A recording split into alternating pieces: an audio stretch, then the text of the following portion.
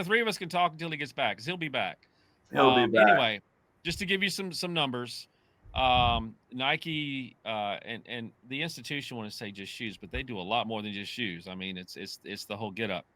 I used to work for Foot Locker at one time, and believe me, everybody comes in for the full outfit, the whole warm up and the bottoms and everything else. But anyway, they fell 20% after their ER because of their forward looking what's going to happen in the future, and they lowered that quite a bit actually. And we were just talking about China. I know that China is one of the factors for Nike. They're one of they're like Starbucks is. They actually have a pretty good investment in Nike's business. So um, I mean, is this going to bounce back? I know retail in general is taking a hit right now, and remember they're online retailer just as much as in the stores. So, what's your thoughts there, Royce, on Nike?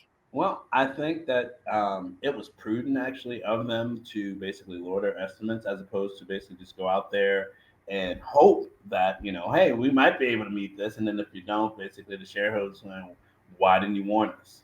So the best thing about forecasting, and at least in my opinion, it's like it tells you how the business is going. It tells you basically where it's they're little tells, sort of like when playing poker.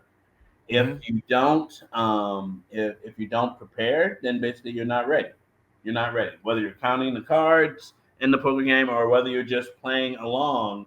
There's only so much that you can do. I don't think this is the end of Nike by any stretch of the Oh, I imagination, know. Mm-mm. but I do think that basically them pulling back shows that they have good leadership, saying, "Hey, Yeah. let's tighten our belts because it's going to be bumpy, and we're going to let everybody know that it's going to be bumpy, so that way we can all brace for impact." Well, and as we all know, this is a little game that all the companies play. And of course, conspiracy hat theory, they get together with the funds and go, okay, how are we going to play this? We're going to come out with a bad ER. What are we going to do? We're going to say 20% down, 10% down, future guidance, but we're always going to make it lower so that when it comes in, we know it'll be higher and then we can pump the stock. So I know that's conspiracy theory, but boy, it sure looks like There that's what was a happens. lot involved there. There was a lot. Yeah, I'm not sure I can even unpack that all in this session. yeah. This is more, yeah, just turning into a therapy session.